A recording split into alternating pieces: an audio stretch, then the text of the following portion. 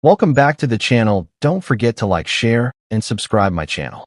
Today we are explore how to create a hero section layout using custom shapes in Photoshop. First, I open Photoshop and create a wide canvas for a website hero section. Then I draw a large rounded rectangle custom shape as the background base. Now I add an angled custom shape overlay to create visual interest. After that, I place a circular custom shape for a profile or product image. Next, I align everything using smart guides for clean structure. Now I add headline text on the left side with strong hierarchy. Then I place a button shape using rounded rectangles. After that, I add subtle shadows to lift elements. Now I check spacing so nothing feels crowded. Then I adjust colors to keep focus on the headline.